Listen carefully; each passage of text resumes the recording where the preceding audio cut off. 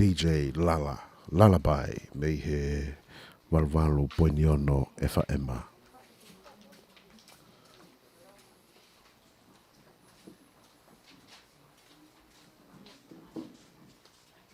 Welcome to everyone that's gathered here to our second press club with PACMES and our second press club with the Media Association of Tonga.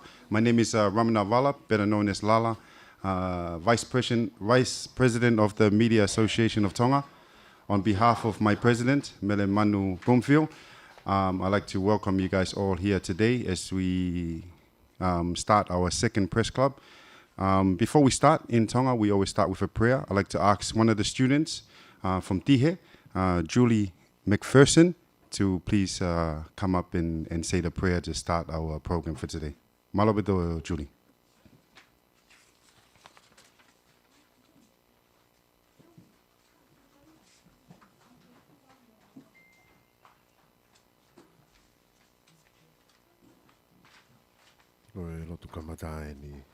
Let us pray. Our dear, most loving and kindly Heavenly Father, we are your children. We get together by our heads before thee. We thank thee for this beautiful day. We thank thee for thy blessing that thou hast blessed us with. We ask thee, Heavenly Father, we are about to start our press club. We ask thee to please bless the police commissioner, give him strength and knowledge. He's about to be our guest speaker for today. We ask thee to please bless each and every one of us. We're about to listen and learn and take it into our mind to direct our life. We ask thee to please forgive us shortcomings, and we love thee. We humbly say so in the name of Jesus Christ. Amen. Thank you very much, Julie. I'd like to now ask for our welcome address. Please ask Mrs. Catalina Tohi, Vice President of the Pacific Island News Association, or PINA, and the co-founder of Broadcom Broadcasting, to address us with the welcome speech. Thank you, Ramana. Whawhetai ki o tua, o kune a whio I ho tau lotolotonga. Kore ai peke o hufanga atu I he ngahi talawhatapu kotoa pe, ko tautou a whakeato me he wheito oni. Pea pe whoki mo e taitari whiwhia o kmoutolu hono kotoa pe. Pea o ku tau kore pe ke tau ke ngau e aki pe ngahi rea mahino ko hiko e whakatahaanga ko ia o e whiawhio e ahoni.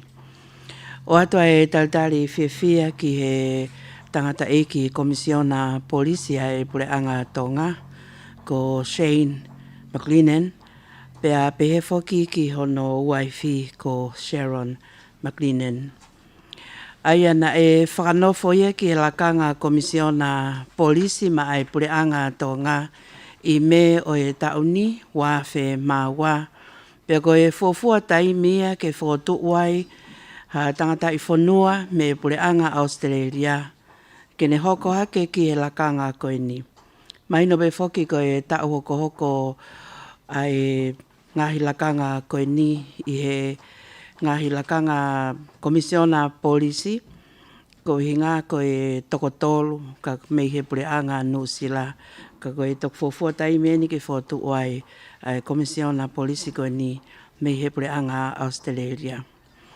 Ka ke hoku atpiki I whamatala pui tua koe ni ko hi o ko whamawhalahanga tonu ai proklama koe ni o tatau I he rea pia mo e ata ko hi pe tau te whito ke te kmoutolu me ngahi whanua ko ia I toa pureanga ka umaafo ki ak tau tolu ko toa pe I tongata puni a ua tuai ke toenga ko ia o ngahi tukui motu. Ko e tangata eki komisiona polisi ko ia tene whai a rea te whito I e whiawhio e ahoni I he kaweinga mahu inga aia kona toe whakalelei I ai tuunga. Pe ko e whotunga, pe ko e whaunga ko ia o e potunga o e polisi. Tau pehepe hangeha no toe saupulu o e potunga we ko hiko ne ngahi whatongia mo e taumu ai potunga we ke ola lelei I ngahi whaiwhatongia ko ia I he kahau. Ko e kaweinga mau inga ko tene whaia ne tātanoa mai o whalawe inga ton pia mo mea kou tau tokanga ko ki ai I ngahi o ngongo tau hanga ko ia o tu whaki. Kai ke koe ngahi tau e wafulu maono e ne whaifatongia na ane whaifatongia i he potungai polisi whakavahe ko ia ai wahenga Queensilani i Australia he tau e wafulu maono. Pea hiria ngahi tau e ne whanonga hake i he ngahi levolo ke kehe i he ako ko ia pea mai ngā ue i he potungai polisi. Ngahi tau kei ngā ue ko ne iai o wai ki he Potungawe polisi whakatoa ko ia pureanga Australia o kune matao tau i he taki ngā ue mo i whakotutu o ngahi ngā ue whakalakalaka e ngahi whatongia he Potungawe polisi e pureanga Australia pia kei ke ngata i tokanga ki hono whahinohino o e kau ngā ue mo e kau ngā ue whalawe i ngahi mea ko ia o kāpe o ku atamai ai ha whahinga whatongia pe ngā ue whakatau toi Tokoni ki hono whakalakalaka mua ko i koia o e kau ngā we. Kai umaafo ki e ne hoko i he tuunga o e whengai aki whatiplometika pe heki whotutu o polokalama mai ngahi whatongia koia. O ku ia e ne tau kei i e ngahi whakatotolo ko toa pe au ki taimina ne whengai aki ai pa mai FBI koia Amerika i e ngahi ngā o e whakatotolo pe kau mai ai ki ngai whanua koia o e Pasifiki pe koe e talitari fia Kinawa. Tonga Police Commissioner, Mr. Shane McLennan, and your good wife, Sharon McLennan. Taina Kami, the Tonga coordinator of the Pacific Media Assistance Scheme, better known, PACMES. President of the Media Association of Tonga, Mere Fiu Manu Bloomfield, Kalafi Moala and media directors and colleagues from media companies here in Tonga, media partners, non-government organizations, journalists, and our media students from the Tonga Institute for Higher Education who are taking up courses in both certificate and diploma levels. Listeners and viewers who may be listening or watching this live broadcast here in Tonga and abroad. Ladies and gentlemen, it is an honor and privilege on behalf of the Media Association of Tonga, in collaboration with PACMES, to welcome you all to the second press club for 2022.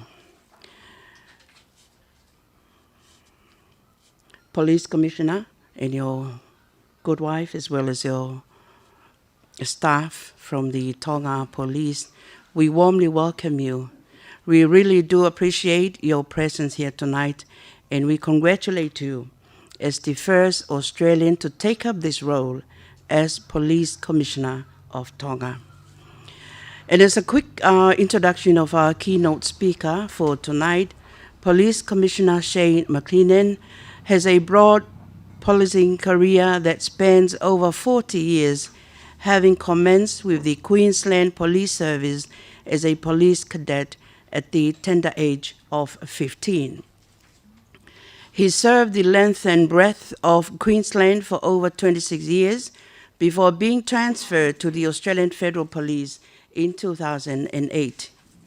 McLennan also has experience in national and international level investigations, major event planning, search and rescue coordination, counterterrorism, executive development and training, international liaison and diplomacy, project management and policy development. He was a designated detective in both the Queensland Police Service and the Australian Federal Police. McLennan was also a visiting fellow at the Australian Institute of Police Management, where he worked with the FBI in the United States of America and led the executive training program for senior officers on the Leadership in Counterterrorism Pacific Regional Program. Tonight, the Commissioner will speak on the topic, Police Reform and Drug Task Force. Please join me in welcoming our guest speaker for tonight, Police Commissioner Shane McLennan.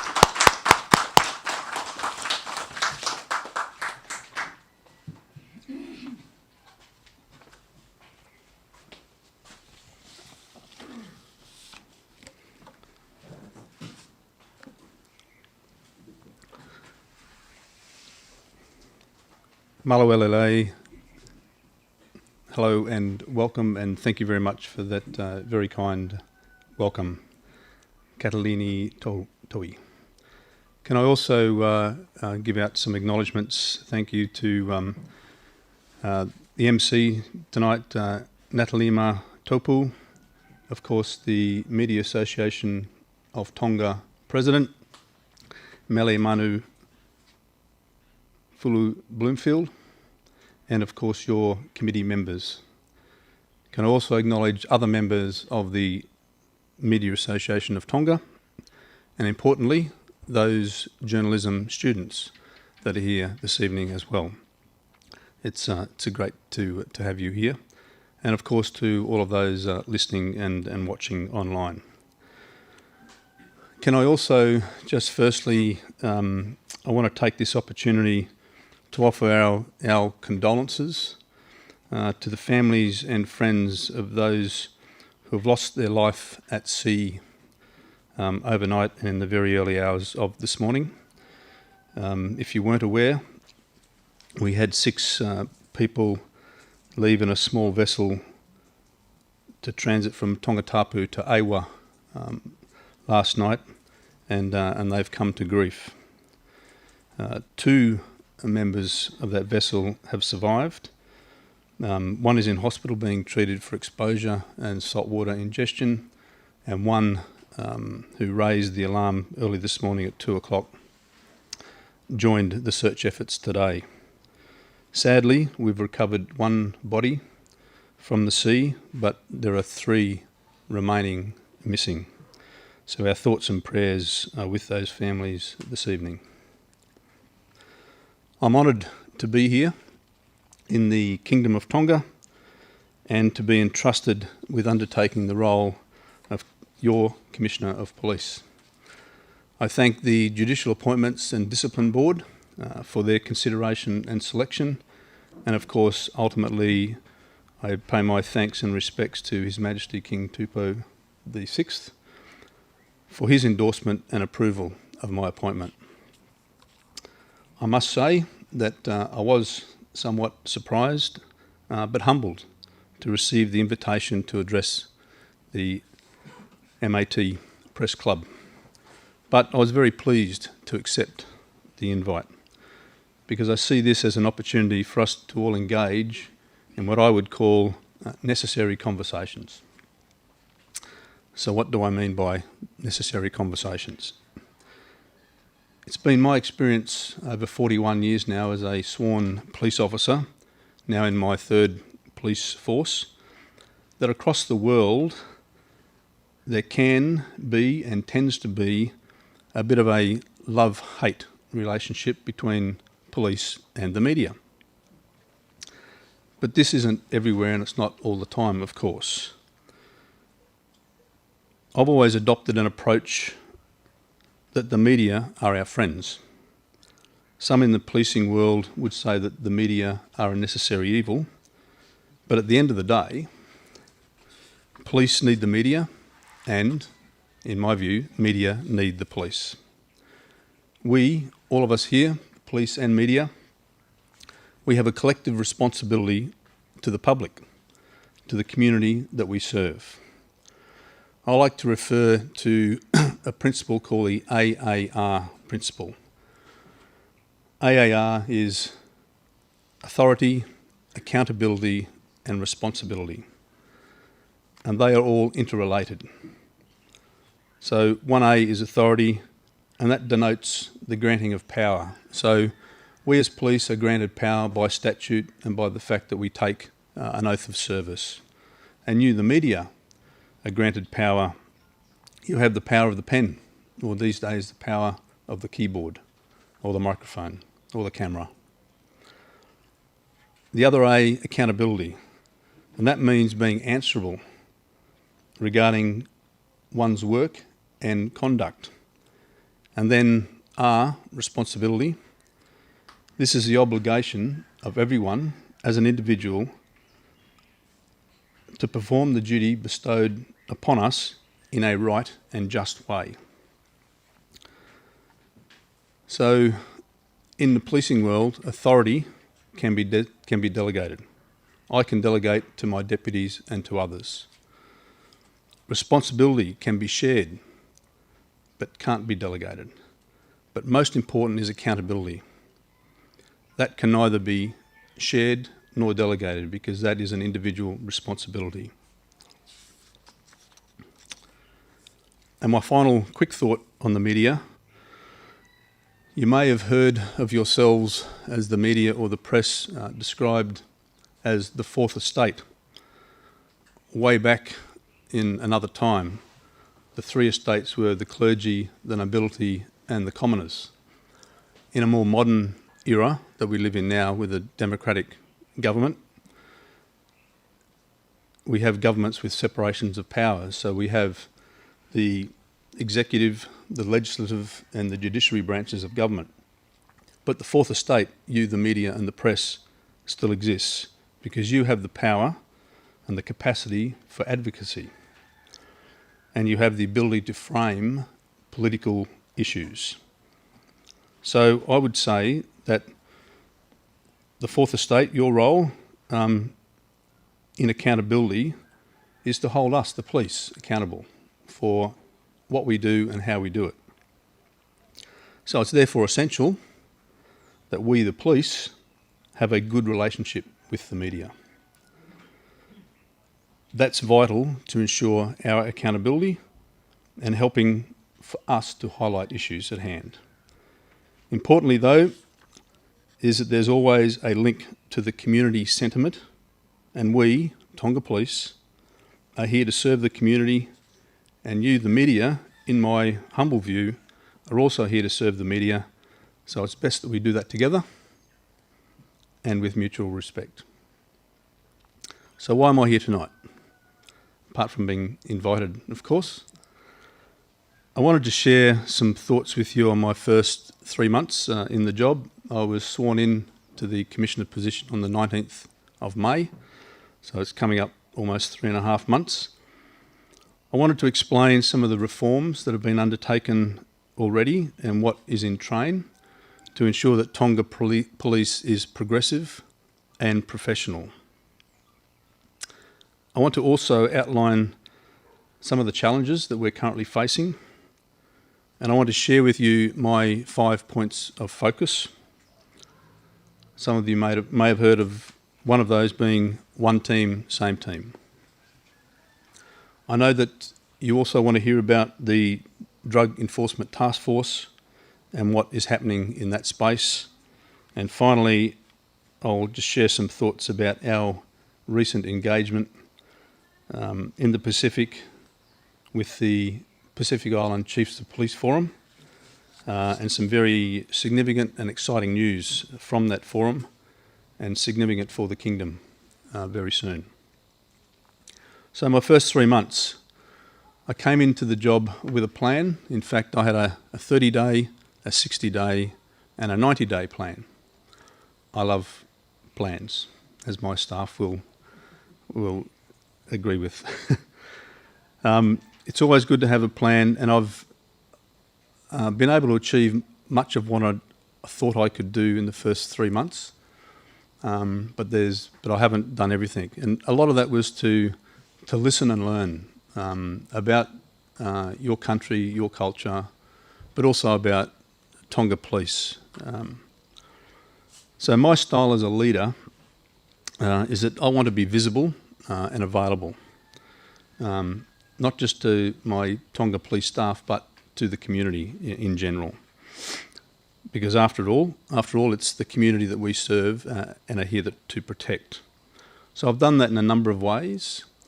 I've already visited some of the outer island groups. I've been to Hahapai and I've been Vavau. Shortly, in the next week or two, I'll be over in Awa. And of course, we should never forget the good people way up north in the Nuas. In those visits, I hold station and office musters with my staff, and that is really a concept where whoever's on duty or around at the time, we all gather together and I talk about current issues, but importantly, I give the opportunity for all of our staff, regardless of rank or office, the opportunity to speak with me and whoever executive members are with me and have a conversation, because I like to say that they might think, Tonga Police might think that they work for me as the Commissioner, but that's not how I see it. I'm here to work for Tonga Police and for my members.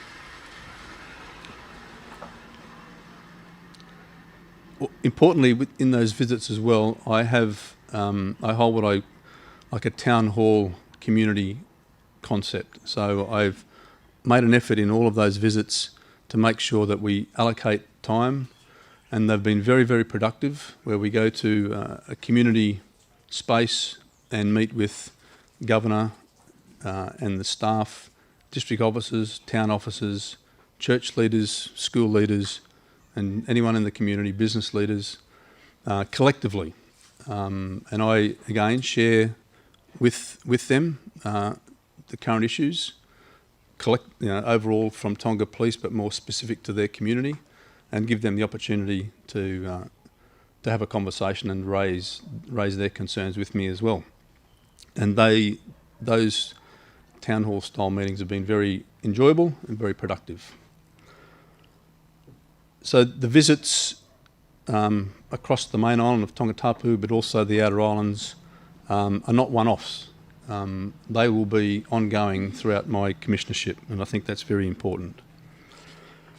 Governance and policy reviews are essential. I'm a stickler for good governance and solid policies, because that dictates what we do and, importantly, why we do it. So I'm pleased to say that significant progress has been made in that space. So the reforms, what reforms have been undertaken already? Some of you will have heard about a restructure within the hierarchy, the senior executive. I'm extremely proud of what I see within Tonga Police. We have some very good people and some very strong leaders.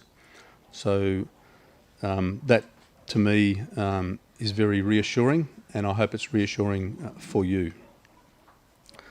But when I arrived into the position, there were 6 Deputy Commissioner positions. And then under that, there was 1 Chief Superintendent position, and then the next level down, superintendents, there were numerous of those. So the structure and the span of control just didn't sit right with me. So over a period of time and consultation and workshopping, we've landed in a space now where we have a commissioner, 3 deputy commissioners. We have now 6 chief superintendent and a civilian chief superintendent equivalent. So, and we've gathered all of our like units together into 3 commands. So we have a Chief of Staff Command, an Operations Command, and an Operations Support Command. It's also important for me to outline the fact that of the 6 deputies that were in place when I arrived, only 3 of those were substantive on the rank, so they were already existing deputy commissioners. The other 3 were in acting deputy commissioner roles, some of them short-term and 1 long-term. So I've heard some rumour, or call it criticism if you like, that may have been unfair, that 3 deputies lost their deputy commissioner jobs and so forth. Well, that's not the case, because they were acting. They were substantive, or are substantive superintendents. All 3 of those are now occupying acting chief superintendent roles. So the future for them, in my view, looks bright. But we now have a nice, tidy, senior executive command structure. I've also created the SLT, the Senior Leadership Team. It's a new forum within Tonga Police, and Again, my leadership style, I'm not an autocrat. I'm a diplomatic leader. I'm a consultative leader. So we now have a fortnightly forum of the fortnightly meeting, of the senior leadership team. And that team comprises the Commissioner, the 3 deputies, all of the Chief Superintendents, and some other key positions such as our Chief Legal Officer and our Policy Advisor. So that already, after only 2 meetings, has really taken shape and starting to do some great work to progress Tonga Police.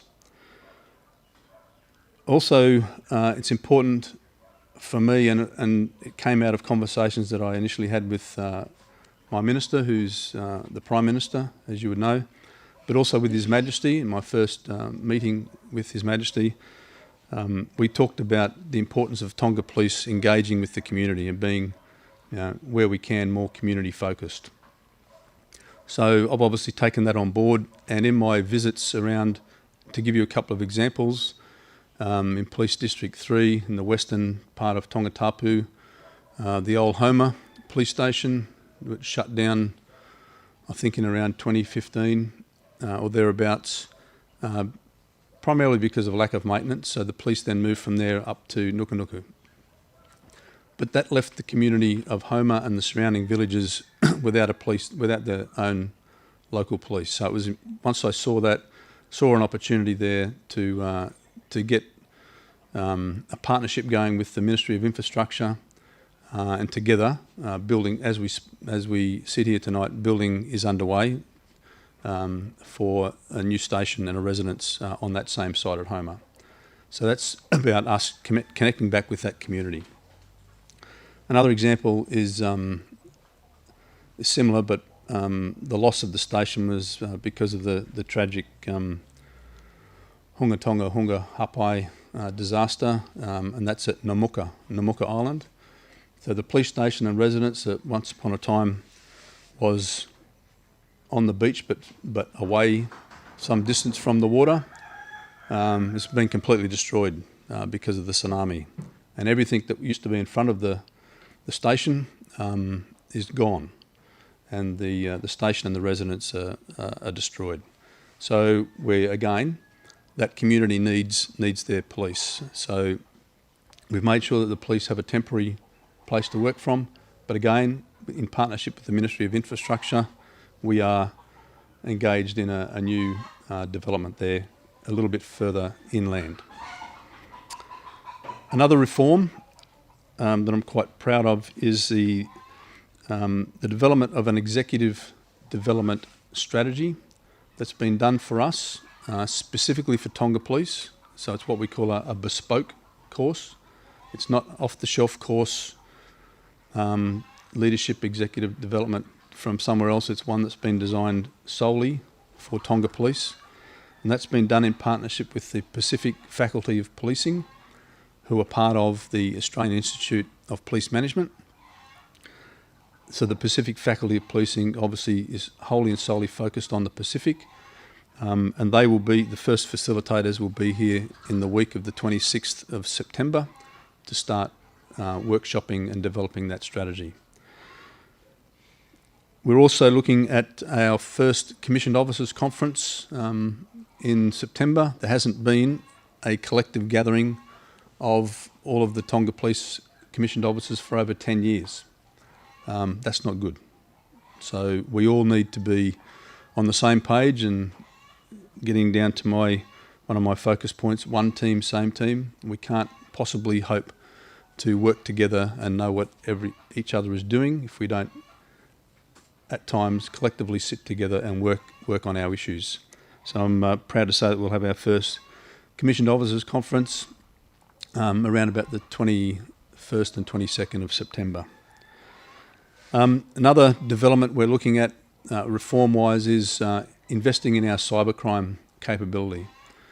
Cybercrime is quite pervasive these days, and it's increasing exponentially.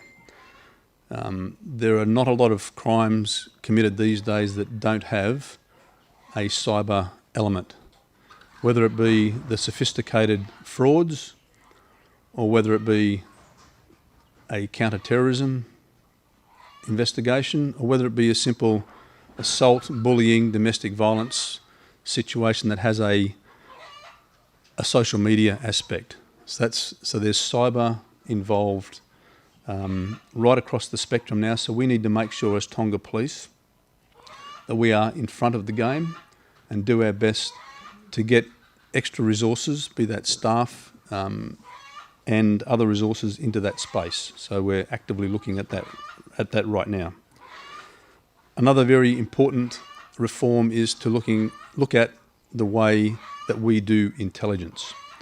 That might sound a bit odd, but intelligence is about gathering information from as many sources as possible, putting it all together like a jigsaw puzzle to work out what exactly is going on and where it is going on and how it is happening.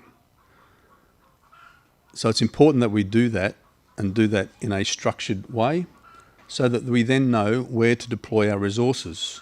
And this is where it's so important for areas like the Drug Enforcement Task Force. How can we possibly ensure that we are putting our resources and our investigation time into the right space at the right time unless we have good, solid intelligence? It's not where we'd like it to be. We have an intelligence capability, but we can do a lot better. So that's an important reform that's underway at the moment, and we have some good donor partners that are assisting us in that space. Information management. Tonga Police, we don't currently have one centralised information management system. And in this day and age, we can't continue that way, so we're actively looking across the Pacific to see what other Pacific nations are doing with managing their day-to-day information and their deployment of resources. There are some good products being used, one in particular that's being used by Samoa and Nauru. So we're actively looking at that, and that's quite exciting for us. Another reform that I'm quite proud of is that we've started the development of an in-service training strategy, a training package. So what do I mean by in-service? Currently, a Tonga police recruit goes through their training at the college, then they go out for 18 months on the job training. So collectively over 2 years, they gain a diploma in policing, and then they are confirmed as a constable after 2 years.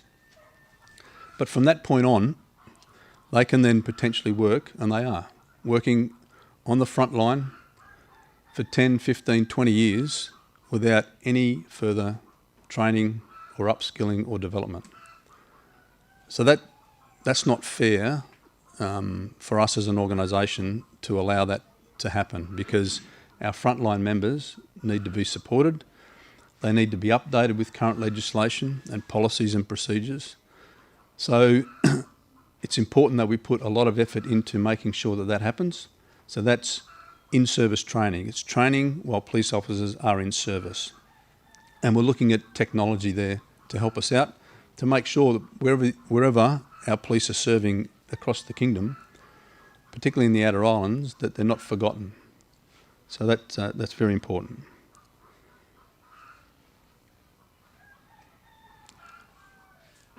So finally, in reform, we are looking at being as professional as we possibly can. And I'd like Tonga Police to be attracting the best, the brightest and the bravest from the community. So to do that, we need to look at our current recruiting guidelines and processes, so that there's a fair bit of work going on in that space as well. Excuse me.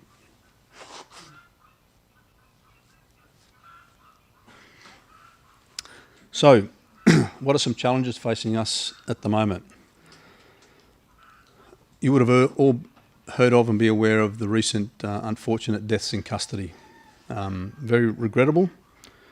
and that caused me to make the decisions to close the police cells, all of the police cells on Tongatapu, excepting the central watch house in town. So that meant the police cells at Mua, Vaini and Nuku are closed, and I can say here now that they will be closed for quite some time. Significant infrastructure work needs to go into upgrading those to a suitable standard. But importantly, we need to focus first and foremost on the facilities at Central Station. And that's what we're doing in terms of upgrading all of the CCTV that's in existence, looking at hang-proofing all the cells and the prisoner spaces, but also we've completely reviewed the custody management policy. We have some standing operating procedures in place now that weren't before. We've put together a training package that has been delivered right across the kingdom, including the outer islands, to around about, I haven't got an exact number, but it would be getting close to 200 frontline officers that have received that updated training. That's not just on policing procedures, but also on important things like human rights and gender. So we're making sure that our officers are updated in that regard. The other reform or other challenge, if you like, is that I'm very aware as the Commissioner that I have a very weary and tired workforce. So it's important to remember that Tonga Police have been on the front line of the COVID response since March 2020. And many haven't had annual leave since then. And then, of course, was the unfortunate Hunga Tonga Hunga Hapai disaster. And again, Tonga Police, along with other response agencies, have been on the front line in the response and recovery effort there. So our workforce is tired and weary. So I need to make sure that we're cared for.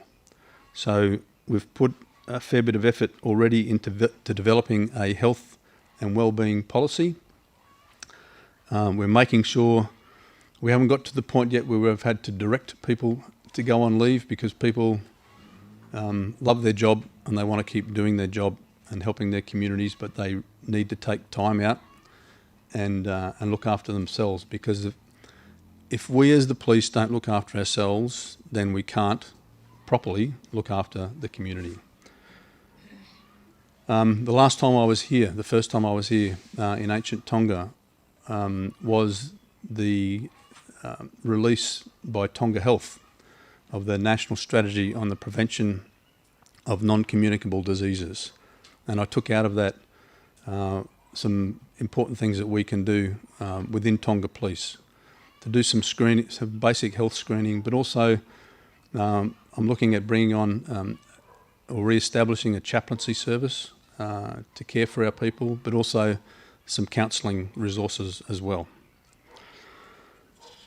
Enough on reform and challenges. The Drug Enforcement Task Force.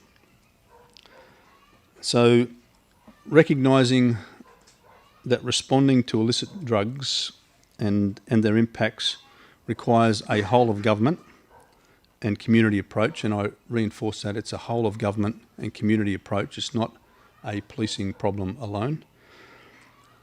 Tonga Police, through the Honourable Minister of Police at the time, initiated the development of the National Illicit Drugs Policy.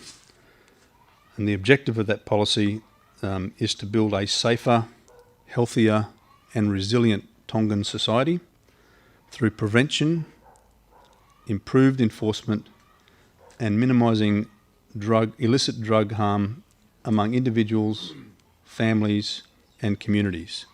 So that policy was completed and endorsed in October 2019. But Tonga Police stood up the Drug Enforcement Task Force in April of 2018.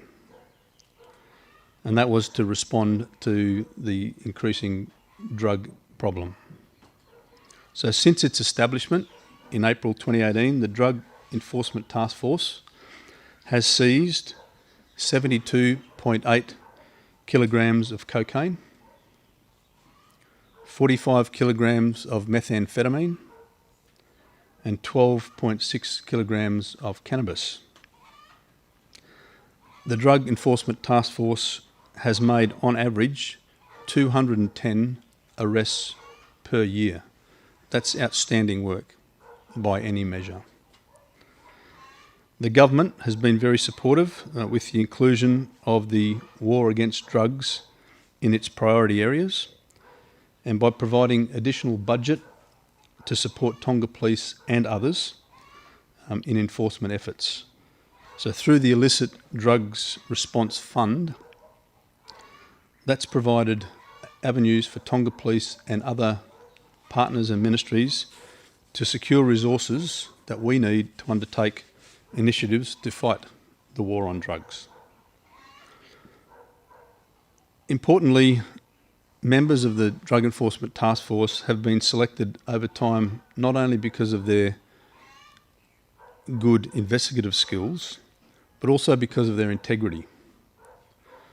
So given the nature of the job and the associated challenges of working in that field, that's vitally important.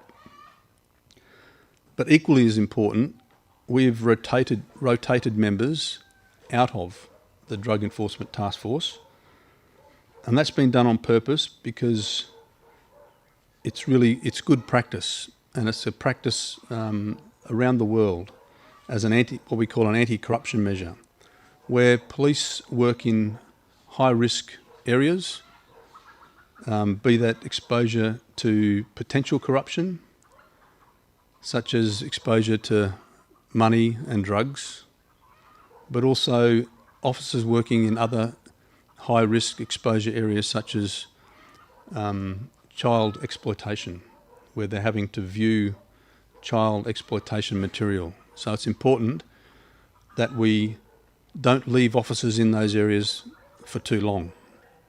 And that's all about, again, looking after their well-being. Intelligence reforms that I spoke about, building up our intelligence capability, will assist in the future to ensure that our resources are targeted in the right space at the right time.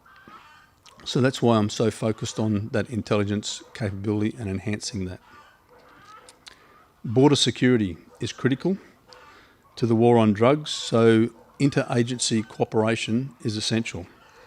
So we as Tonga Police are making a focused effort on making sure that that's done well, that we're connected with other ministries and external stakeholders.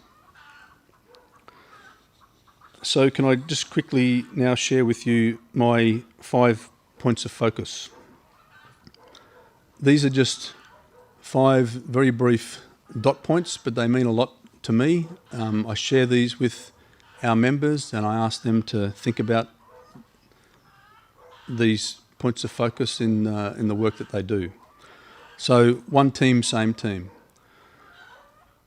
That to me means that no matter where you are in Tonga Police, we are all on the same team. We're all on the one team, and that's the Tonga Police team.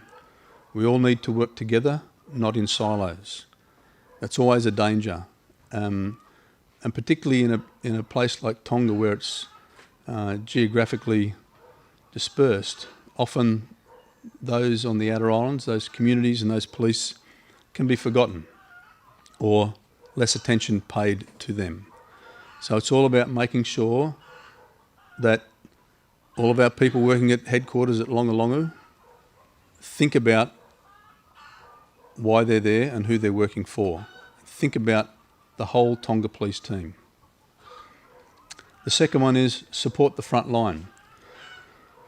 Our frontline members are our eyes and ears, but they're also the first point of contact with the community. So it's important that they have the resources that they need to do their job.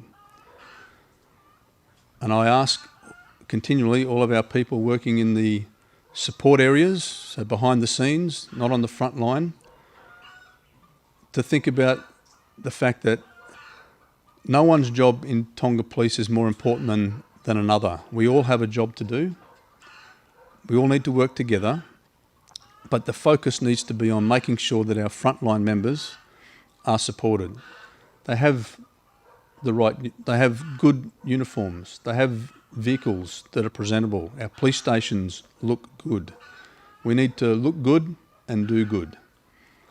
We need to earn the respect of the community, and I say that simply by putting a police uniform on doesn't give you the right to be respected. Respect needs to be earned. So we need to look good and do good, and our frontline members, that needs to be front of mind for them. So supporting the front line is very important. The third one, and by the way, these are in no order of priority, they are all equally important to me. But the third one is be one with the community. So being one with the community simply means to do the job of policing, we cannot do it without the support of our communities. Put simply, if someone reports a crime, then the only way that police can gather evidence and prove elements of offences and get a successful prosecution is with the assistance of the community. The assistance of people to come forward and be prepared to be witnesses, be prepared to give statements, be prepared to give evidence in court, provide other assistance and support. So we as Tonga Police need to make sure that we are, before the fact, before the crimes are committed and we need to do those investigations, we need to be out and about and be part of our community.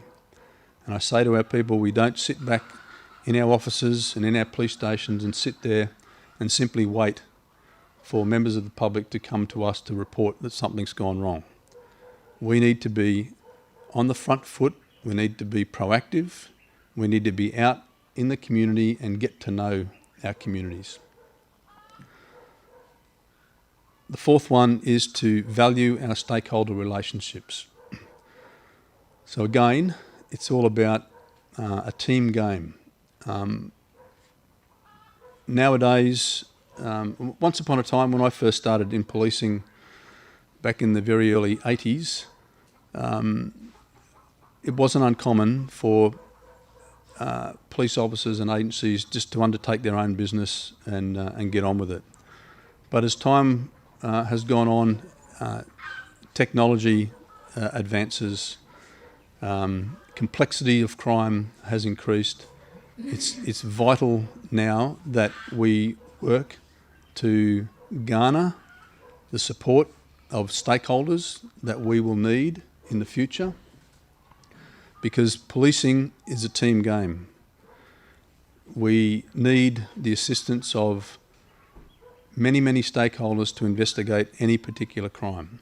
So it's important that we make a real effort, a concerted effort to get to know who our stakeholders are and to value who they are and where they come from. So value our stakeholder relationships. And finally, is connect with the Pacific. So whilst we are a small Pacific nation, we exist within the big blue Pacific. It's important that we as Tonga Police are connected with our other policing partners across the Pacific. It's important. There are so many forums that exist these days, that exist for professional development, that exist to enable the investigations of crime, that Tonga Police need to be active in that space. So we need to be actively reaching out and getting as connected as we possibly can. And that takes me on to my final point that I wanted to raise this evening, and that's the PICP, the Pacific Island Chiefs of Police. That's a a membership of 22 Pacific countries, and I only came back from Fiji on Saturday after attending my first Pacific Island Chiefs of Police conference hosted by Fiji Police. It's the first one that's been hosted in 3 years because of COVID and the border lockdowns. So it was a fantastic opportunity for me to be at my first PICP conference. As I said, 22 member countries. Every country was represented by either their commissioner or their chief. And I wasn't the only new commissioner there. I think there are 4 or 5 new commissioners, so that was great to have the opportunity to speak with colleagues across the Pacific and share common issues and common problems. But interestingly, the theme for the conference last week was workplace wellbeing and resilience. And that goes back to what I was saying before about how important it is for us as an organisation to make sure that we are looking after ourselves so that we can look after the community. So I was able to come away with some great ideas and some learnings of what other Pacific countries are already doing and what they're thinking about. So the exciting news is that out of the conference, I was elected as the deputy chair for the next 12 months, and that's mainly because in 2024, Tonga Police will be hosting the Pacific Island Chiefs of Police conference here in the Kingdom. So very exciting for us as Tonga Police. I've already had a brief discussion with the Prime Minister on this, and he is likewise very excited at that prospect. 2024 is also the year that the government here will get to host the PIF, the Pacific Island Forum, for all the Pacific leaders. So 2024 is going to be a big year for the government, big year for Tonga Police, and a big one for the community. So, ladies and gents, that's all I wanted to share with you at this point in time, and of course, look forward to your questions. Malo Pito.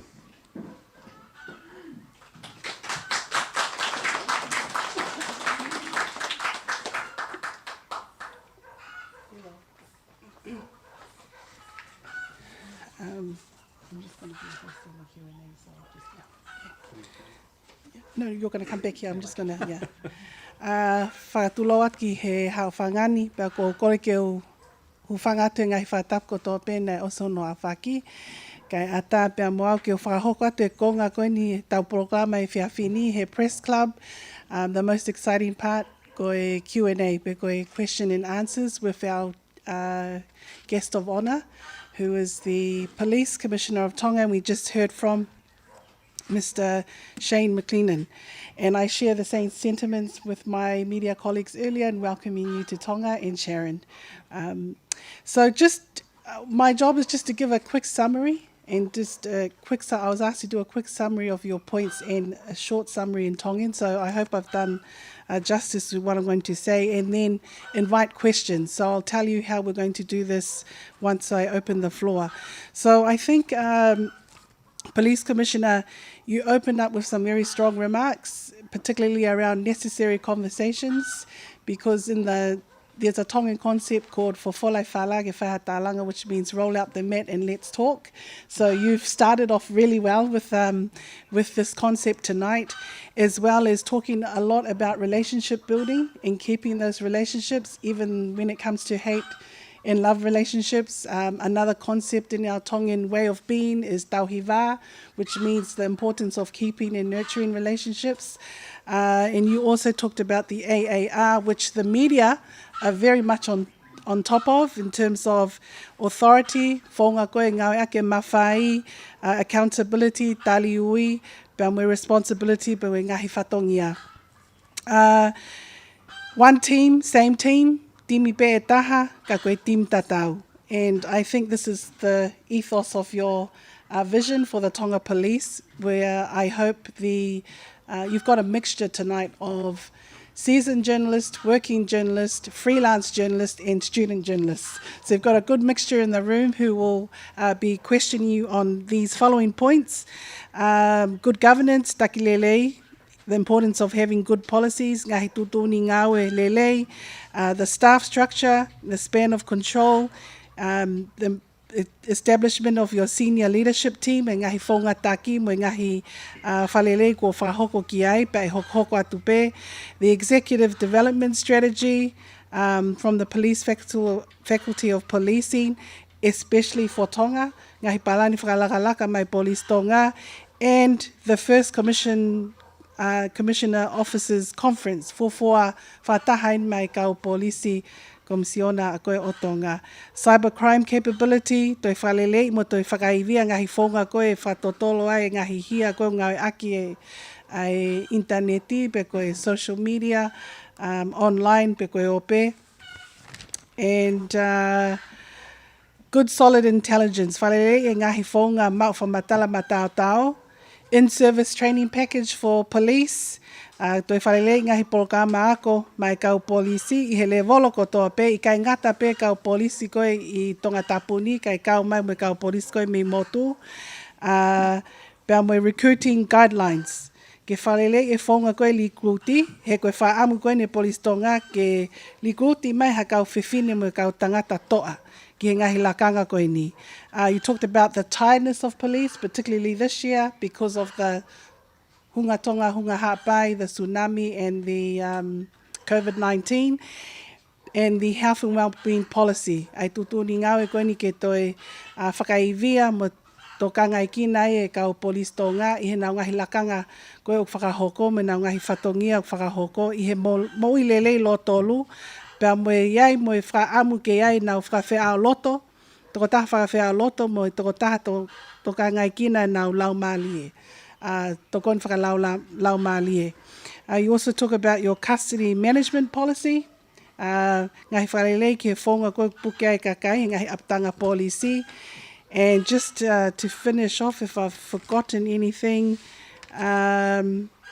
your values, which really does tie in into the Tongan concepts that I talked about earlier.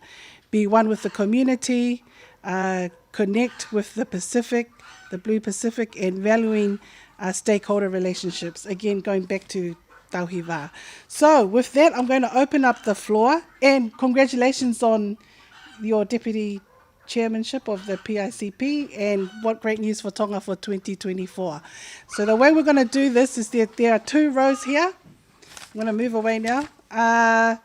There are two mics. There's a mic here on my left, which is black, and there's a mic here on my right, which is red. If you could please line up here if you're going to ask a question, because we need you to speak into the mic so that it's recorded and that people online can hear your question. So we're going to take 3 questions at a time. Ka taki pe, whehui pe tolu, tuku maha whainga maalia ke tali atu me he komisiona polisi, and then we'll come back to another 3 questions. Ka taki whahama o hingoa, introduce yourselves by providing your name, the media organization you're with, and then proceed to your question. Ka taki o ngau aki pe, ai o ngō maika koe ni, malo.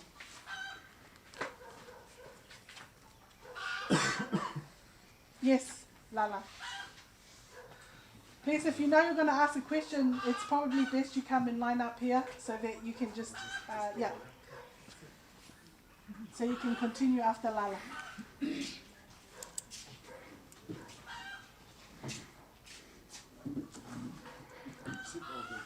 Up to you, Lala.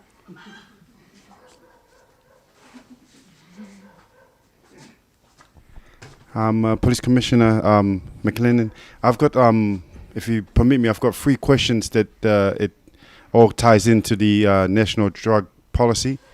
The first question is, how have the drug fund has been allocated between the 3 pillars of the policy, which is demand reduction, supply reduction, and harm reduction?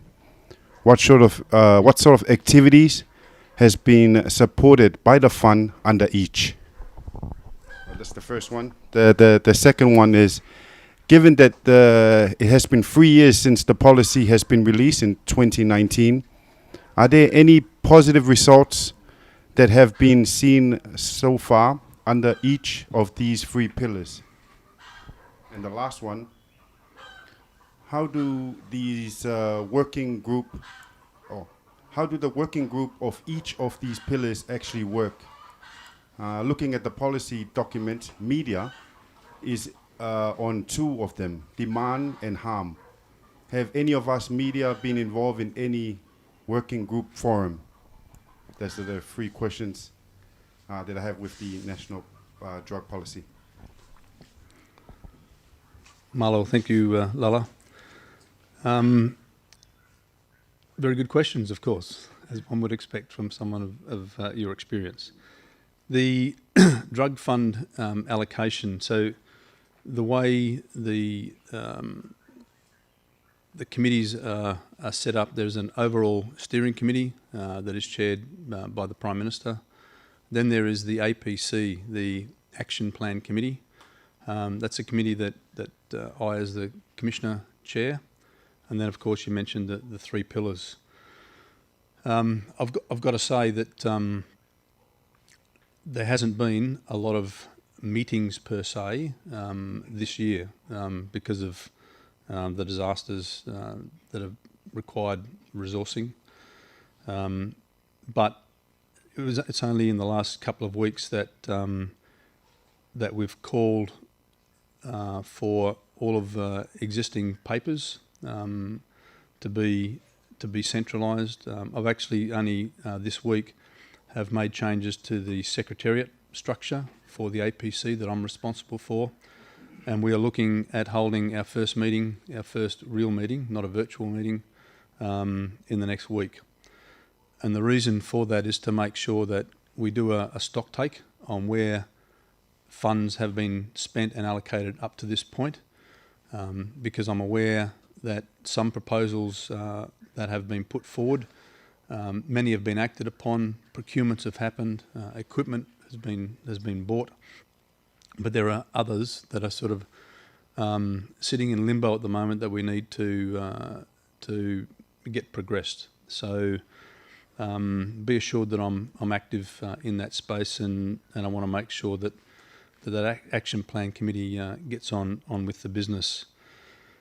I can't speak for each of the individual pillars because, as you'd be aware, each one is a collective, and they all have.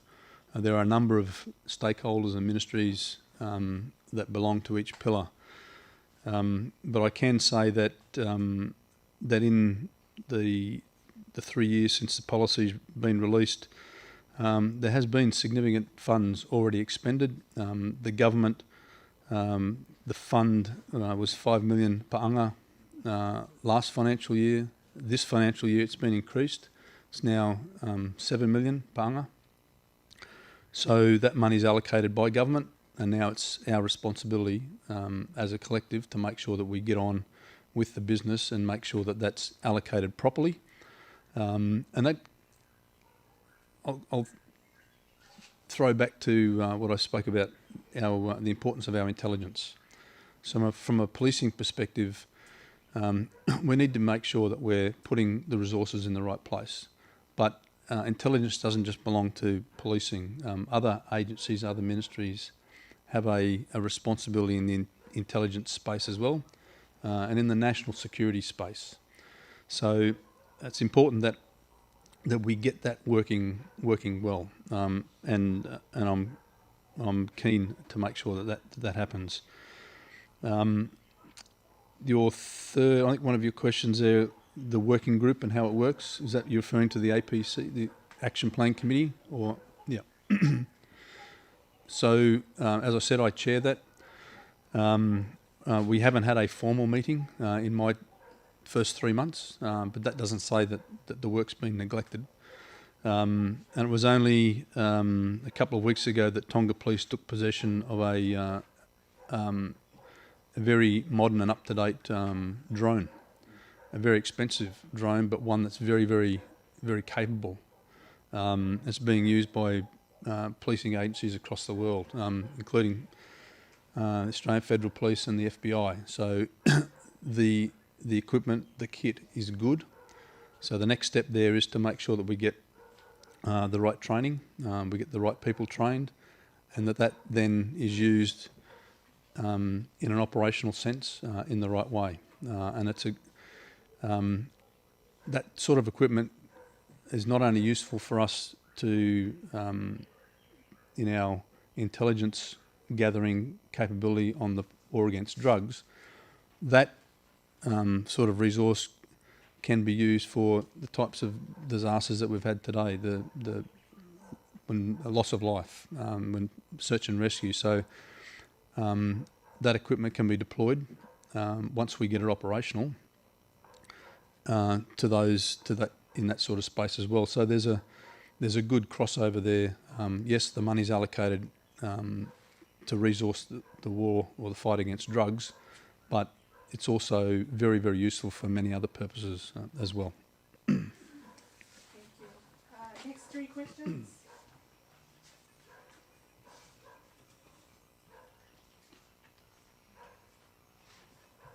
You may not be used to the reservedness of media like this. Yes, Lisa.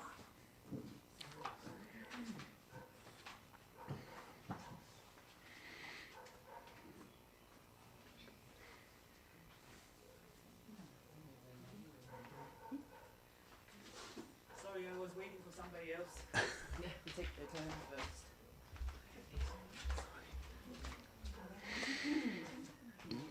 That was a long walk. Thank you, Mr. McLennan. And firstly, I would like to commend you on the work that you've done. You seem to have done a lot of work in the very short period of time you've been here.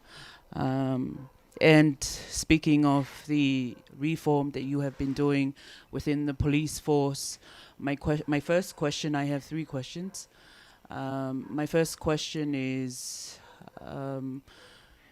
towards the reform you're undertaking within the police force, and I guess it's to a deeper sort of reform, whether you have, we have in the past previous ministers complaining about the authority of the police commissioner in terms of investigations, which is provided for in the Police Act, and these were basically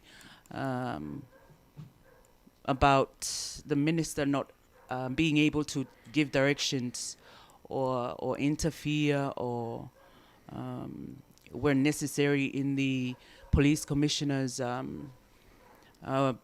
work in carrying out investigations of crimes.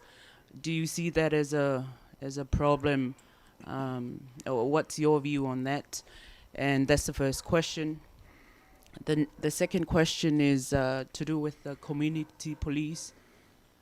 Is that something you view as being helpful to the police force, or is it something that's making the police force relax because people in the community are doing some of their part of their job, and given that government spends over $1 million in expenditure towards community police, is that something? Is that a worthwhile expenditure, or is it something that should be used for the police force to empower further the police force who actually have the authority to make things happen and fight against crimes? Sorry, can I just ask clarity? Are you talking there about the community patrol volunteers? Yes. That's fine. Yes, that, yeah. And my last question, actually, my third question, I have 4. Is that okay? my third question is to do with financial crimes.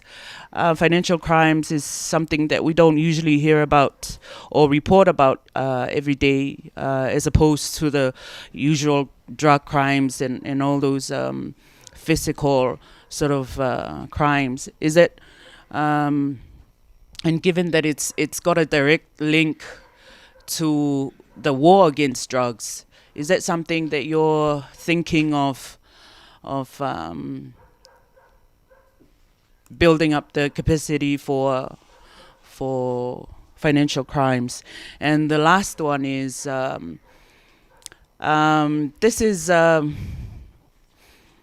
is something that we've been labeled by overseas media as the kingdom of ice, and that was this was due to a research that was done by a well-known journalist in New Zealand, and she made a statement in one of her interviews a couple of years back, and this was according to her research that she did here in Tonga, that the meth problem is everywhere. But the difference between Tonga and, say, other Pacific Islands and New Zealand and Fiji, for example, is that in Tonga, people in the highest levels are involved. So we've had a former Speaker of the House been investigated in terms of involvement with drugs and providing a letter of endorsement to one of the drug lords in the European countries. So if there's any truth to that statement, I guess my question is when I think of the highest levels, I think of people in the ministerial level, even the royal family. So how does that sit with you? I guess my question is how difficult or how challenging would a job for you if you were to investigate the very people in the highest level, and people that may include people in the Privy Council where you're answerable to? How would you deal with that? So I guess those are my questions. Thank you. Malo, thank you for all of that. Again, great questions. So your first question was about the reform and perhaps a deeper explanation or understanding of that, but particularly about the authority vested in the Commissioner of Police in the Tonga Police Act, and the independence and potential there for ministerial directions or involvement. So to me, I sit quite comfortably, I sleep quite comfortably at night knowing that the Tonga Police Act, and in particular Section 20 of the Act, gives me as the Commissioner independence.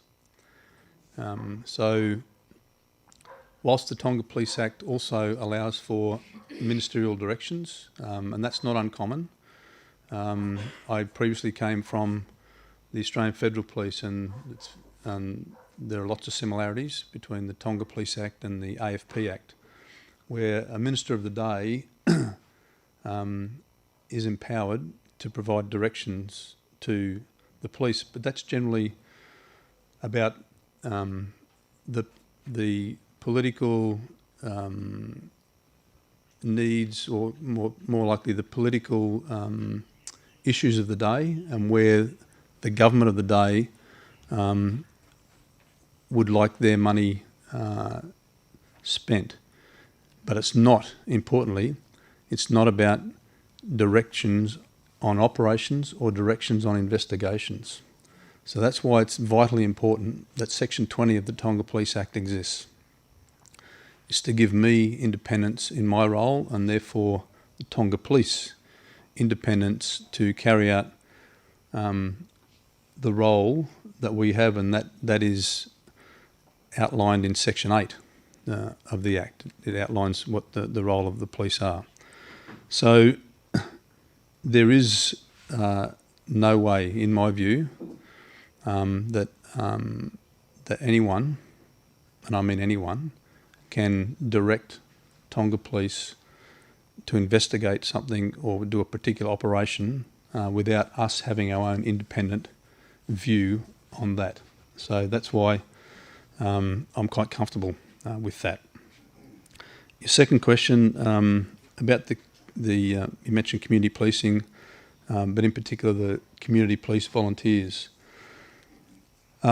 Community policing to me is really the job that Tonga Police and policing agencies do from day to day. We police in the community.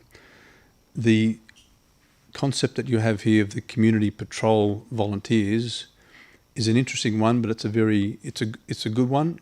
I like it. I don't see a need to dispense or disperse with that, but I see there's room there for us to work on the policy that drives, and there is an existing policy on community patrol volunteers. I often, in my rounds, I've seen the posts, the police posts with community police post rather than community patrol post or community patrol volunteers. So to me, that word police being used in that context is wrong. So we're actually working. I've actually got that policy being reviewed at the moment by our crime prevention unit, and we'll be working with the community patrol volunteers because we value their assistance and their input. But it's important that they know what they need to do and how they need to do it. It's important that they're not identified as police, because there's only one policing agency in Tonga, and that's Tonga Police. So the community patrol volunteers are not community police officers. So that's the distinction there, and we need to, and there is some blurring there at the moment, and that's why we're focused on getting that right. But those community volunteers are vital for us, because when it comes time to respond to a major event, that's a great body of people that we can call upon in a voluntary capacity to help us to respond. So there are lots of helping hands there. But of course we need to make sure that whatever funding goes their way from government is spent wisely. Your third question about financial crimes. We do have a capability to conduct financial investigations, but it's also important that, again, part of our connecting with the Pacific is to ensure that we are connected to forums like the PTCN, so the Pacific Transnational Crime Network. That's coordinated via the Pacific Transnational Crime Coordination Centre, the PTCCC, which is run out of Samoa, but represents all of the resources in our TCUs. Sorry about all these acronyms, but our transnational crime units that are spread right across the Pacific. We have a TCU here in Tonga. They are all connected. And part of that connection is about assisting with things like financial investigations, because financial investigations can be very complex. So there is a lot of expertise within that network that we can call upon to assist, like financial analysts, financial accountants that assist in a police investigation. And in the future, I would like to see us in Tonga Police get our own professionally qualified and accredited forensic accountant. That is it's a evolving role within policing, so forensic accountancy. The accountants by trade, but who are trained and qualified on the forensic side of accounting. That's something that we can aspire to. But those resources exist already. So if we encounter a crime that has a particular financial aspect to it, we can already reach out through those networks to get that assistance. And your final question, that unfortunate tag of the Kingdom of Ice, that's not one that I like. But be that as it may, that is exactly why I want to put so much focus on getting our intelligence capability right. Because if we have a drug problem, how big is that drug problem and what does it really look like? Unless we have good, solid intelligence, then we're really only guessing, and that's not a good way to be. As I said before, we have an intelligence capability, so we're not guessing, but we can always get better, and that's what I'm focused on. So again, you mentioned in that question about the potential involvement of people in high office. That doesn't deter me.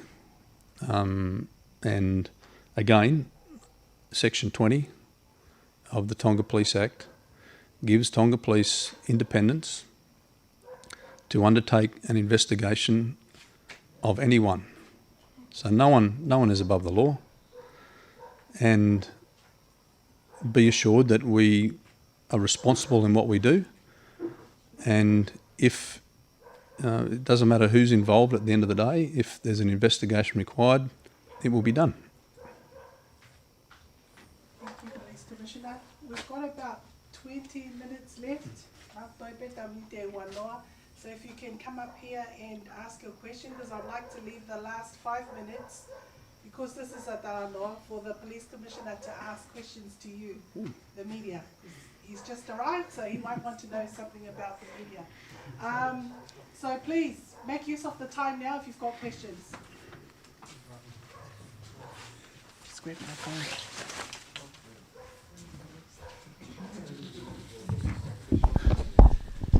Marianne Gopal from Broadcom, 87.5. Good evening, Mr. Commissioner. I have a few questions here, just following some of my colleagues here, but mainly I'll be focusing on drugs here in Tonga. It's very clear that drug is a problem here in Tonga, and we have had a lot of issue in the past. We've had evidence gone missing in the police station. We've had basically physical abuse towards criminals or alleged criminals. They have been kept in prisons in the police office and so forth. My point is, Commissioner, mainly of all these crimes or errors in evidence and everything relates to police officers. And as you have said, the rumors of your 3 seniors being suspended, or are they on leave? Your 3 senior police officers? The deputies? The actings. Sorry, I thought I explained that. I'm happy to... Oh, no. Yeah. But then my question is, are we looking forward to more police officers being investigated in terms of drug here in the kingdom? Having you to be working with FBI and using your experience, we're looking at how you're going to plan to tackle this, and also the challenges that you have faced in the last three months, or maybe in the upcoming challenges that we've faced, not only within the police department, but also with the other your other stakeholders that's involving in trying to fight this this very disastrous crime here in Tonga. And do you think, Mr. Commissioner, do you think that it would be appropriate to increase the budget for your police officers or for your police department to be able to tackle this? I think you mentioned that in one of the questions, but I mean to be able to focus on just drug only. I'm just talking about drug. And not only that, we're looking at how the drug law is now. If you're given the power to also investigate further to financial status of such alleged criminals, towards going on beyond towards their financials, like in the banks and everything else. I mean, what can you do to plan on going all the way to solve this, and how long would it take for us? And also, I've had a lot of people also calling in and saying it's so hard for them to report on such case because they know some of the police officers are corrupt themselves. So they cannot identify the corrupt police from the genuine ones. Those are the threats that the community cannot come forward to the police station to do any reports on such. Thank you. Okay, thanks, Marianne. So there were lots of questions there, but I'll do my very best to collectively address them, and please let me know if I've missed something. You talked about the three seniors. So again, those three members were in acting deputy commissioner roles. So within the new but their substantive rank, so the rank that they own, is a superintendent. So in the new structure, we have made better use of the rank of chief superintendent. So that's a rank that already exists within our Act and our regulations, but there was only one chief superintendent in Tonga Police, and that was Chief Superintendent Felipe Fafita, who's the district commander at Central. So in the new structure, instead of having one chief superintendent at that level, we now have 7. So 6 chief superintendents, 6 sworn officers, and 1 civilian equivalent. Those 3 seniors that you refer to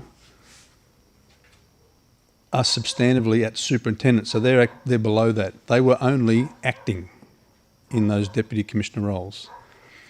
So they are now have been allocated acting chief superintendent, so they are still in very senior positions. They're on the 3rd rung. So there's a commissioner, the deputy, and chief superintendent. So those 3 seniors haven't been penalised at all. They haven't been suspended. They're still working for Tonga Police, barring one, Ashley Fua, who's only recently taken some leave. He has lots of leave, like a lot of our people. So he's on. He's away now for 6 months, but 4 months of that is on accrued annual leave, and then I've given him 2 months leave without pay. So collectively, he's working on a very, very important project for the country with the UNDP. So he's working with the United Nations Development Programme on the response to the Hunga Tonga Hunga Hapai recovery phase. So that's a great opportunity that we saw for Ashley Fua to go and undertake that role, because he's well experienced and equipped to do that, to help the recovery effort from a whole of government perspective. But once he's finished that role and comes back to Tonga Police, he will come back with that whole experience, that work experience, and that collective network that he will bring back with him. So I see that as a very positive and valuable effort. The challenges in fighting the war on drugs and increased budgets, I'm never one to say no to more money and resources, but we need to be realistic. And I'll gratefully accept what is allocated to us by the government of Tonga. I'm very very excited about what we can do with that illicit drugs fund that is now at 7 million paanga. So through that whole structure, we can make some really good use of that in the fight against drugs, not just for Tonga Police, but from a whole. It's important, as I said, it's a whole of government responsibility. So there are many ministries at play here. So yes, there are challenges in drug investigations. That's why, again, I go back to the importance of having a good, solid foundation in intelligence. And that gets on to your last question, because intelligence, we need to have the confidence in the public, and I'm sorry to hear that, but I'm not surprised that people, some people, are not prepared, or perhaps even afraid to report matters to the police because they don't have the trust of the police. I understand. But we take our professional conduct seriously. So if you or others have complaints or have allegations about police misconduct or police corruption, then there's ways and means of reporting that. If you're not confident in reporting it directly to Tonga Police, or reporting it direct to my office, or directing it to our professional standards unit, there's always the Ombudsman. So that's an independent statutory authority that that people should feel quite comfortable in reporting matters of police misconduct and corruption.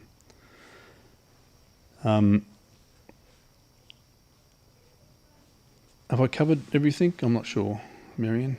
How long do you think you're going to fight this whole crime, and your experience with the working side by side with the FBI? Yeah, so I've worked, a lot of my career has been in investigations as a detective, and there are some investigations, particularly drug investigations, that take literally years. So it's not a race. So we can only act on the evidence that we can gather. So that's again why I keep so focused on that intelligence. Our intelligence is only as good as the information that comes in, and the information comes in from the public. So I just ask that the public have some confidence to provide that information, and they can provide the information anonymously if they wish. So there's a protection there. Just because we receive information anonymously doesn't mean that we will ignore it. There's always value in looking at that. So that's one avenue. But our investigations and our evidence gathering will only be as good as the information that is provided to us. So I just ask your listeners and others, if you have information, please don't be afraid to come forward and provide it. Again, you can do that anonymously. But we can't investigate if we don't know. Simple as that. Thank you, Police Commissioner. Thank you, Police Commissioner. I actually have many questions, but I'll ask only one. Police Commissioner, in court, I often heard of during drugs court proceedings that of delays in prosecuting drug offenders is partially due to the long wait for confirmation of drug tests from a laboratory in New Zealand. Now, given that the government has allocated $7 million to your ministry, do you and your ministry have actually had a plan and to establish a laboratory here in Tonga to conduct those tests? Okay, so if I can just correct that allocation of 7 million pa'anga isn't to the police ministry, it's to the fund, so all ministries have access to that. But I just wanted to make that. It's not. I'd love to have. I'd love to have the whole lot. But no, it's a fund that's been allocated by government to all ministries that have a role in that. It's not just Tonga Police. Okay. Yeah, but I'll do my best on behalf of Tonga Police to get our fair share, if you like. But good question and this is not a unique problem for Tonga. Often, even in countries like Australia where they have access to very sophisticated laboratories, there are still waits, and sometimes lengthy waits on getting those analytical reports, particularly getting them in what we call an evidentiary way that's then presentable in court. Yes, we have long waits with using the New Zealand facilities. I'm aware of that. But again, connecting with the Pacific, I'm aware now that that Fiji have some recently upgraded laboratory facilities. I'm not quite sure what their analytical capability is, but I'm hoping and I'm thinking that that's an area, that's an avenue for us, because Fiji's a lot easier to access for us as opposed to New Zealand. So that's an avenue that we can look at. The Solomon Islands also has a very advanced forensic laboratory. So again, we can also look at accessing that, and that's about making sure that we as Tonga Police are connected to the Pacific so that we can do that. There aren't any plans on the drawing board at the moment for Tonga to have a forensic pathology laboratory that's able to analyse to an evidentiary point of view all drugs. We do have some capability for cannabis, and I'm not sure, to be honest, what the other laboratories facilities are available in the country, but I know it's not great. But we can look in the future potentially for that. Just a quick follow-up. How much will it be for us to be able to establish such lab? So it's important to remember it's not just about the building and the facility. It's about having the people qualified. So it's about having subject matter experts who have the necessary qualifications, but also who are of a stature and have qualifications that the courts will accept hearing evidence from. So it's not just about the bricks and mortar, it's also about the capability of the individual. So that's, there's a fair bit of work to be done there. But nothing's impossible.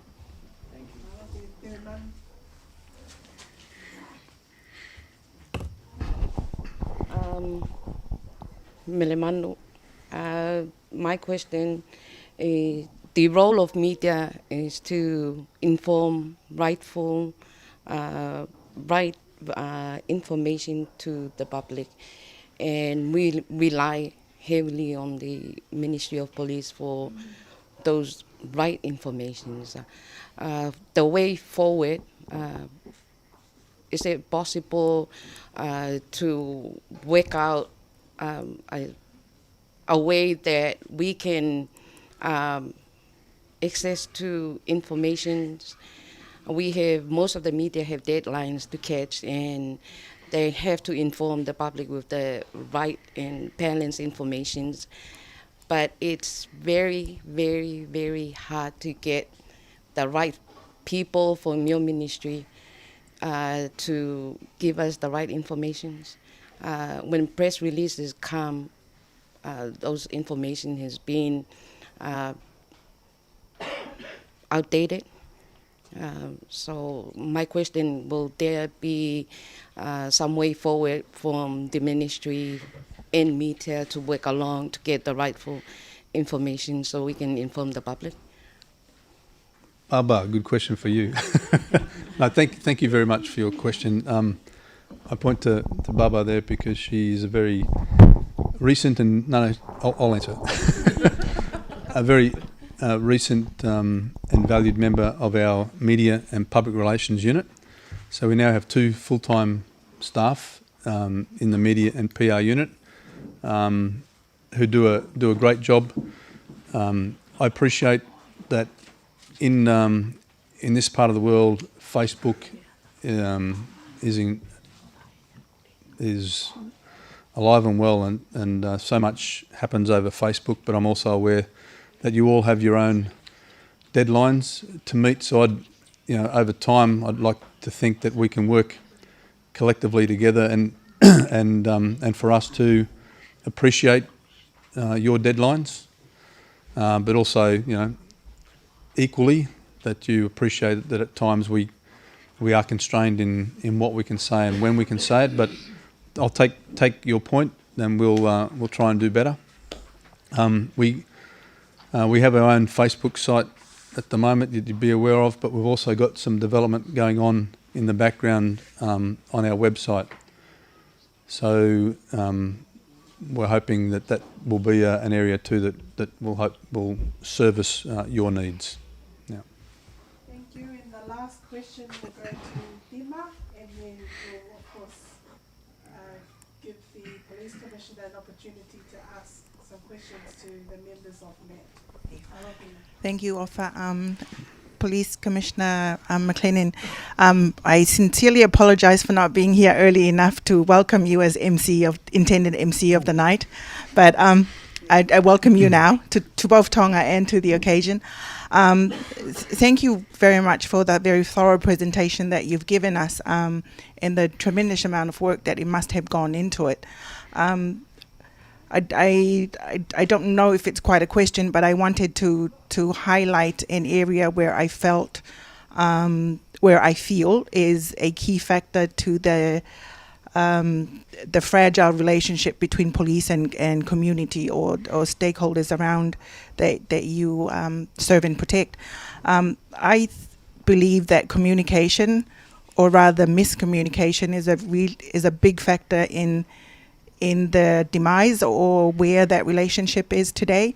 And I'll give you a couple of examples. The first one is when you come to file a complaint, or a complaint has been filed against you, and you come into the Nuku'alofa police station to address it. You've got young officers that are there to receive you and take you through your process. And they're not always very clear about police process. They're not always very clear about the charges and what it means for you. Unless you actually know a little bit about the law or a little bit about regulations around the charges, you're at a complete loss. And so I'm wondering if that was a challenge that was identified in your assessment or your reform work. And the other example that I wanted to put out there that you highlighted yourself was the use of the word police when it came to community volunteers. And the miscommunication went right down from the label that they were given or the label they took upon themselves to the actual delivery of the service that they were there to provide. From my experience, they did have great contribution to Tonga Police during lockdown, during observing of the restrictions and the prevention of the spread of COVID. But at the same time, they treaded on some very delicate rights of the citizens at the time, and it was an extremely difficult time for the entire country. And we're very grateful to our frontliners, but at the same time, we'd like to be handled with care at times. Yeah. So that was just something I wanted to put out there for your thoughts, although I don't really think I arrived at a question. I've got a couple of questions out of it.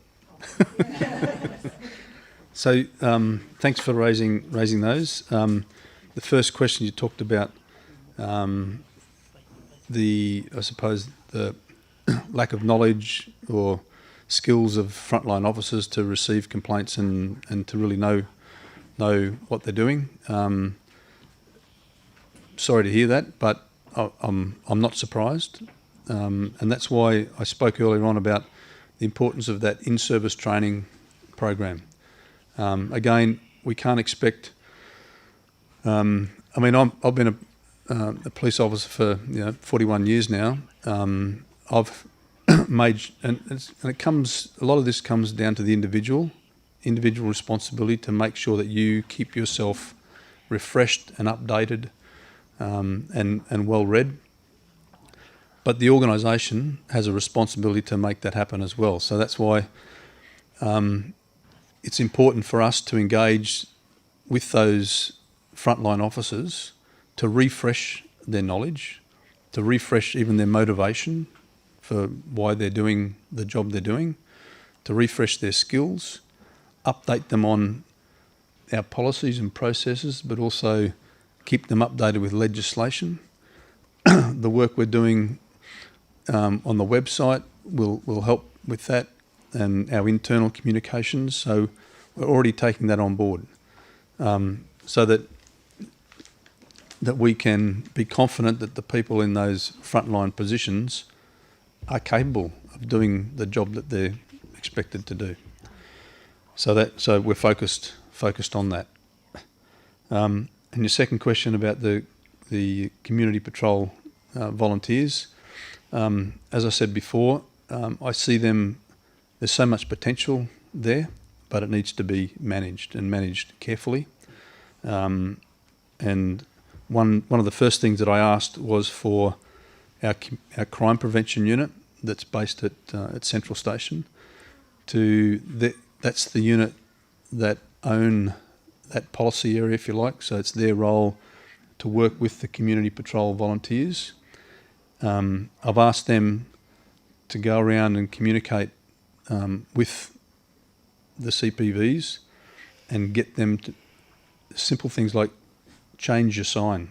The word police has to go. They are community patrol volunteers. They are not police, but they are valued. But the public need to know that they are volunteers. They're not police officers.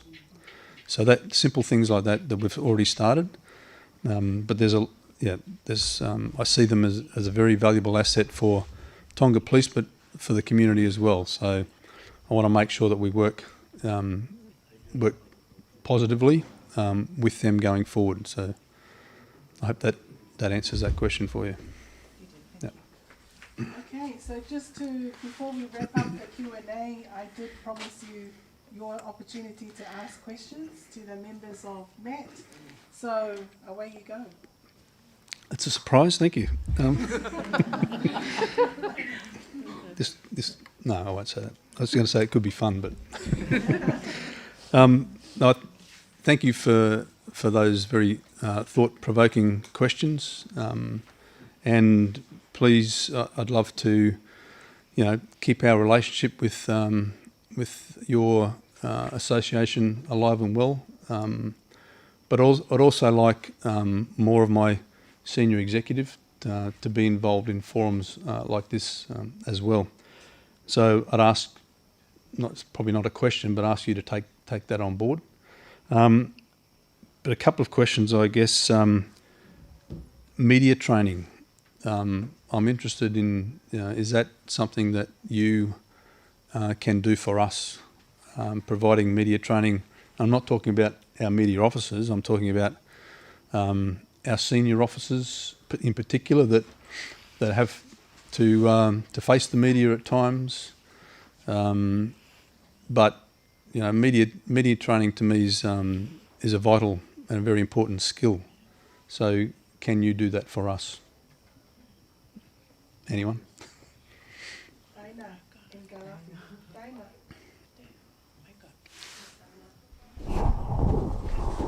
Thank you. Yes, we will, and we can, and we really appreciate the opportunity to further train because it's a first time.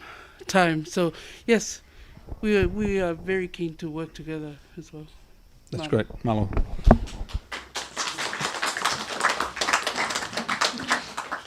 And I guess the only other one is that simply around the room, what can we as Tonga Police do to help you? And I know lady down the back asked about respecting your deadlines and your timelines, so that's something that we can take on board, share more and share quicker. But what else can we do to help you? Opportunity question here. Rabbit.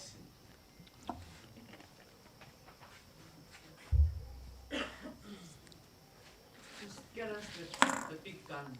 I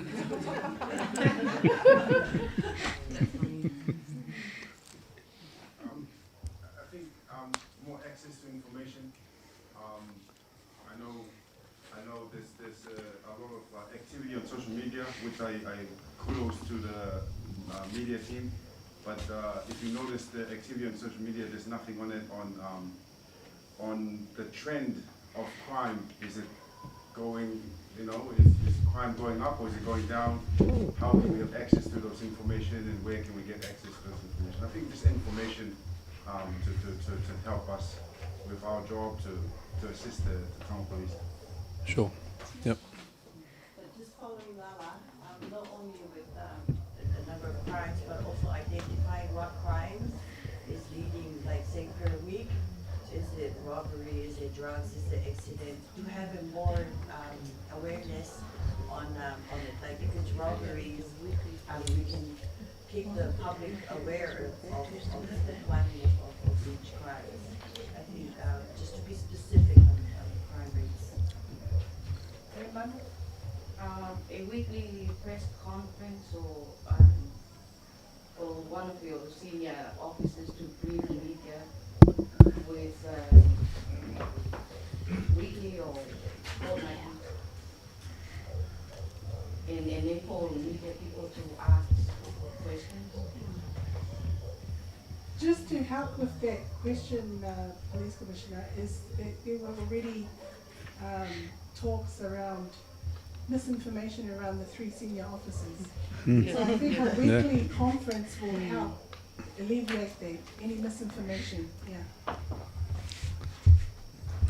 Certainly. Yep. Anyone else? And I've got no further questions. Yes, no further questions. Well, I think we can safely bring this to a close and show our appreciation. A big malo pito clap for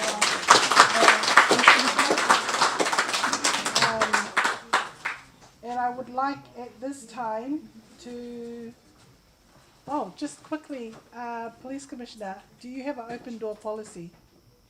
Yes, I do. Okay, so that means it's good to know.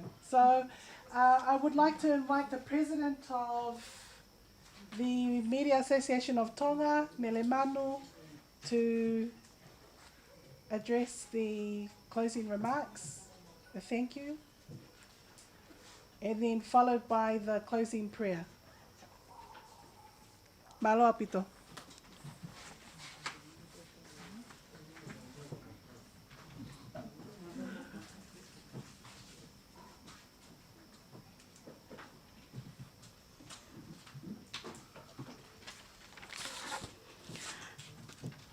Angkor ke hufanga ngai whatap ko toa beku o se au whaki I hao whangani kai whahoko atu ai whatongia ko e lea whamalo o e whiawhini. On behalf of Media Association of Tonga, I would like to extend our sincere gratitude to the Police Commissioner, Shane McLennan, for accepting the invitation to be the guest speaker for tonight. And thank you for taking time out of your very, very busy schedule so you could be here with the media family of Tonga tonight. You have shared with us tonight vital information that will help us understand the reforms that the Ministry of Police undertakes. You have also highlighted the role of the Police Drug Task Force in combating illicit drugs in Tonga. A big malo au pito, sir, for being with us tonight, and to your beautiful wife, Sharon, and also to your support staff. I would like to thank the PECMIS for his continuing support to Matt.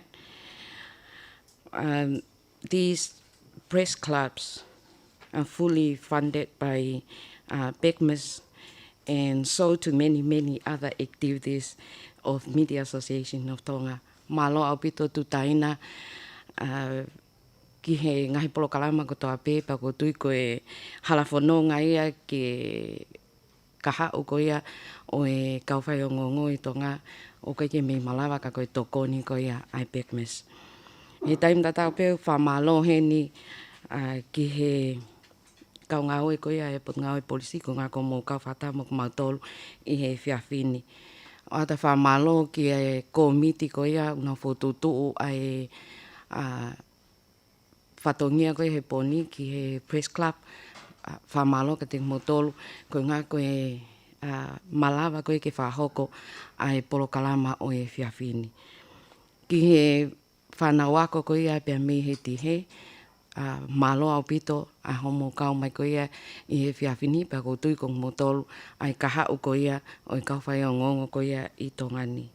O atuai whamalo lahi ki hea Katalina, kai pepe foki a Kalafi, Te Isa, Tā Pinga, pe mo ngahi kau taha whai o ngongo ko toa pe i he whiawhini, ko ngā koe tuku ai ngahi mo ua kai malawa, ke mo whawhainga malia ki mo tō ke tau kau whakataha e whiawhini i hono mao ai tangata eki komisiona ke ne o mai ai ngahi whamatala o ku pau pea mo totonu e mato aktokoni ke te tau tolu i he whahoko whatongia ko hono o atu ai ngahi whamatala o ku mooni ke kakai ko ia o e whanua. Pepe foki ki alala o ata whamalo ki he timi ko ia e podcasting ko ngā kono whamawhola atu ai whatahaanga ko ia o e whiawhini. Kai kia lea e mo ua ka koe whamalo pe, pe mo whatawange e whaki iwi atu a e kika te motol ke whahoko e ngai whatongia kot kotoa pe o kuanga mai me muana malo au pito.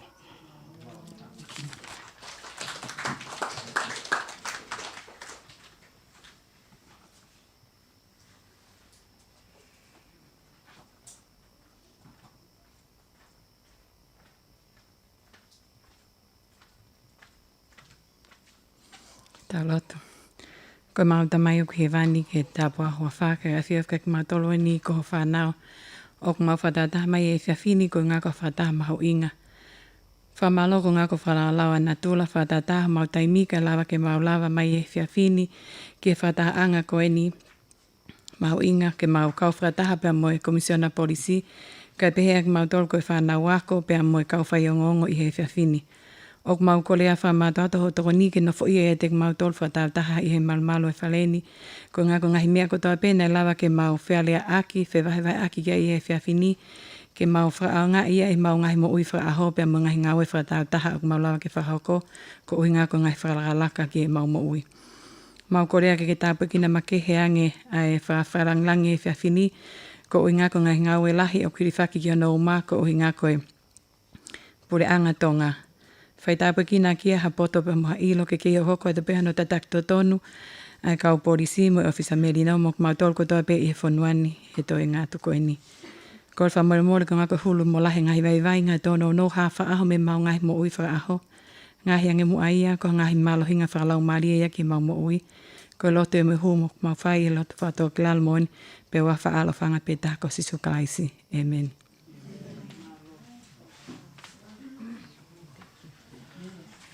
O toki mea mai ki he tau prokalama whamawhola hanga tonu. Me tau leti o FM walwhitu poinini ma. Me NGN Tonga. Ko e whatongia whako e whiawhini na whakahoko ia e Komisiona Polisi, Mr. Shane McLennan. Pea tokoni kai ni kau ngā aue na nau lama mai. Pea me he poto ngā aue polisi. Koe whinga ke whaua ngāhi whonga ngāwe ke ngāwe whatape moe kau whai o ngongo Tonga. Ko e pui tua whoke whatongia e whiawhini. Ko e kawe inga. Ko e whakamatala e tata iki komisiona polisia e ngai whatongia, manau ngai whotutu ngā ue. Ke whalele ia ki e whai whatongia lolo Tonga e poto ngā ue ni. Pia mohono o hofi o e whai tō kona tapu.